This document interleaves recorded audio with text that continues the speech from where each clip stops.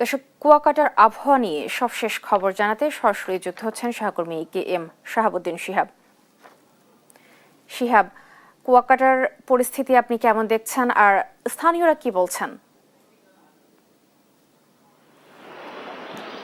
রিপা, ধন্যবাদ। হঠাৎ কালবৈশাখী অতিবৃষ্টির কারণে পটুয়াখালীর এই সাগরকন্যা, কুয়াকাটা সহ কলাপাড়া উপজেলার উপকূল কিন্তু বৈরী আবহাওয়া কিন্তু এখন বিরাজ করছে। পটুয়াখালীর এই সাগরকন্যার সমুদ্র সৈকত উত্তাল হয়ে রয়েছে। গতকালকে হঠাৎ কালবৈশাখীর ঝড়ে কলাপাড়া উপজেলার প্রায় শতাধিক ঘরবাড়ি কিন্তু বিধ্বস্ত হয়েছে।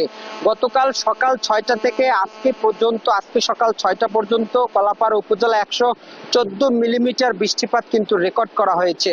ঘুরতে আসা পর্যটকরা তারাও কিন্তু বিপাকে পড়েছেন, হোটেল থেকে তারা কিন্তু বের হতে পারছেন না। এবং এখন কিন্তু ভাটার সময়টা অনেকটাই, জোয়ার আসার আগেই কিন্তু সমুদ্র অনেকটা উত্তাল হয়ে উঠেছে এবং জোয়ার আসার সাথে সাথে সমুদ্র কিন্তু আরো তার যে ভয়ানক রূপ, সেই রূপ কিন্তু ধারণ করবেন। আমরা আবহাওয়া অফিসের সাথে কথা বলেছিলাম, তারা বলছেন আগামী 2রা মে পর্যন্ত কিন্তু এইরকম বৈরী আবহাওয়া থাকবে, সাথে বজ্রসহ বৃষ্টিপাত হওয়ার কিন্তু সম্ভাবনা রয়েছে। সকালে কখনো মেঘ, কখনো বৃষ্টি, কখনো কিন্তু রৌদ্র ভিতর দিয়ে কিন্তু কুয়াকাটার আবহাওয়া কিন্তু বর্তমানে বিরাজ করছে। আবহাওয়া অফিস তারা বলছেন, এবং আমি একাধিক আবহাওয়াবিদদের সাথে কথা বলেছিলাম, তারা আমাকে জানিয়েছেন যে মার্চ, এপ্রিল, মে মাস, এই 3 মাস তারা প্রাক বর্ষা মৌসুম হিসেবে কিন্তু এই সময়টাকে ধরে থাকেন। যেখানে এপ্রিল মাসে তারা ধারণা করেছিলেন 8 থেকে 9টি কালবৈশাখী ঝড় হবে, এবং আগামী যে মে মাস, সেই মে মাসে কিন্তু 12 থেকে 13টি কালবৈশাখী ঝড় হওয়ার সম্ভাবনা রয়েছে বলে আবহাওয়া অফিস আমাদেরকে জানিয়েছেন। তাহলে আগামী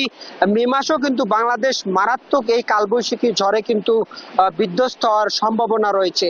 একই সাথে আগামী 10 দিনের যে আবহাওয়া, সেই আবহাওয়ায় তারা বলেছেন যে ইতিমধ্যে কোনো লঘুচাপ বা ঘূর্ণিঝড় হওয়ার সম্ভাবনা কিন্তু আগামী 10 দিন আবহাওয়া অধিদপ্তর কিন্তু জানিয়েছেন, আগামী 10 দিন এরকম কোনো লঘুচাপ বা ঘূর্ণিঝড় হওয়ার সম্ভাবনা নেই। তো বৃষ্টি, রৌদ্র এবং বৈরী আবহাওয়ায় কিন্তু এখন চলছে পটুয়াখালীর এই কলাপাড়া উপজেলা। তো আবহাওয়ার খবর নিয়ে আমার কাছে এই ছিল সর্বশেষ। রিপা।